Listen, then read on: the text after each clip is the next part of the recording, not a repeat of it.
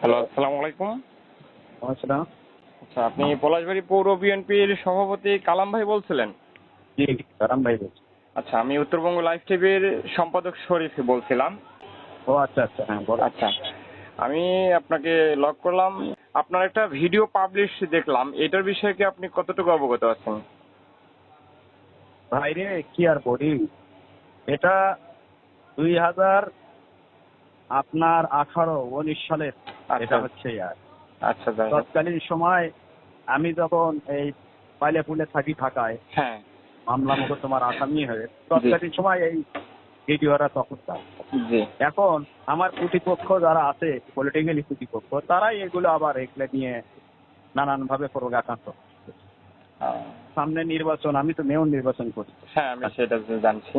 হ্যাঁ, তো এখন আমার প্রতিপক্ষ নিজের দলেরও আছে, প্রতিপক্ষ দলেরও আছে, বিরোধী দলেরও আছে। জি তারা সবাই মিলে প্রভাকাণ্ড করছিল। আমি অবশ্য এটাতে আইসিডি মামলা করেছি অলরেডি রংপুরে। জি। এই ঘটনাটা আপনি বললেন যে এটা 18 সালের।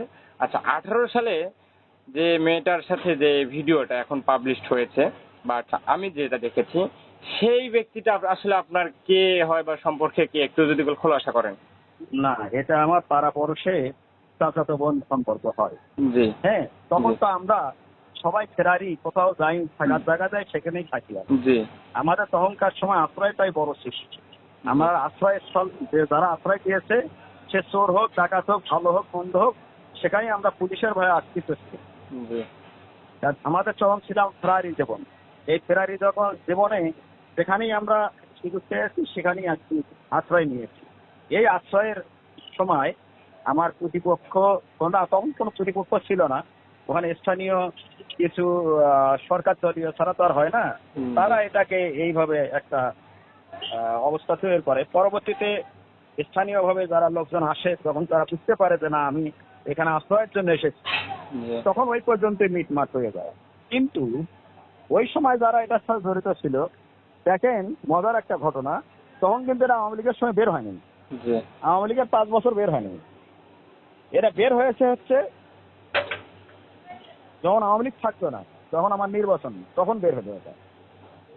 আচ্ছা বুঝতে পারছেন আপনি? আচ্ছা, বুঝতে পারছি।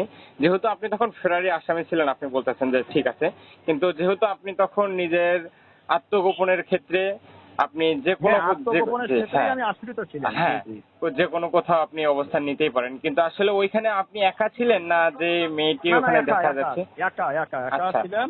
এবং হ্যাঁ ওখানে স্থানীয় বলতে সম্ভবত আমার ধারণা আশেপাশে যারা মানে ভিন্ন দলের মতাবলম্বী ছিল অথবা বগাটা ছিল, জি। তারাই এই ঘটনাটার সাথে তখন জড়িত ছিল সেই সময়। ও, হ্যাঁ, এবং তারা এটা জড়িত থাকার পরে ওইটুকুই, যখন আমি বলছি, আপনি ভিডিওটা ভালো করে দেখবেন, যে এবং মেয়েটাও বলতেছে আমার চাচাতো ভাই হয়।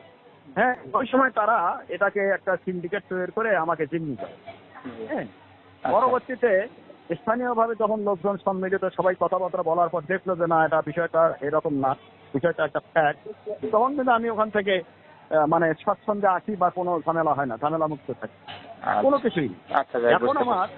জি আমি সেটা বিপদ করে যাবো ভাই, বিপদগ্রস্ত সেটা হচ্ছে 5 তারিখের আগে, জি যখন এটা তৎকালীন সময় ধারণ করা হয়েছিল, জি তখন কিন্তু তারা এটা ইউজ করেন। জি এটা ইউজ করলো কখন, যখন আপনার এটার পিছনে আগে তো ঘটনা আছে, সেটা সেই নিউজটা তারা ইউজ করেন।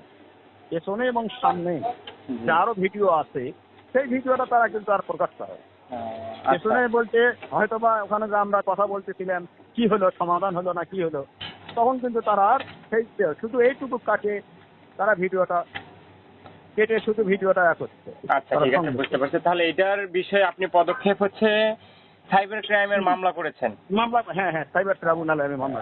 আচ্ছা, ঠিক আছে, আমি বুঝতে পারছি। আচ্ছা, এই বিষয়ে এই মামলার হ্যাঁ ভাই, বিপরীতে বা এ সরি। ব্যতীত আপনার কোনো পদক্ষেপ বা প্রেস ব্রিফিং করে আপনার কোনো হ্যাঁ, কিছু আমি বলার মন্তব্য আছে? সংবাদ সম্মেলন করেছি আমি এটা নিয়ে।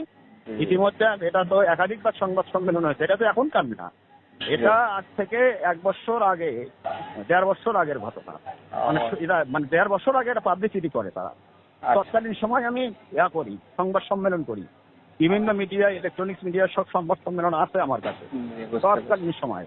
আচ্ছা, বুঝতে পারছি। এবং এটার প্রতিবাদ দেওয়া হয় দলীয়ভাবে, আমার সংগঠন থেকেও প্রতিবাদ দেওয়া হয়, আমি নিজেও এটার প্রতিবাদ করি। আচ্ছা, এখন করার পরে আমি যেটা- সাইবার ট্রাইব্যুনালে মামলা করি। আচ্ছা, এখন আপনার মূল বক্তব্য হচ্ছে যে এটা হচ্ছে আপনাকে ফাঁসানোর জন্য এটা অপপ্রচার চালাচ্ছে।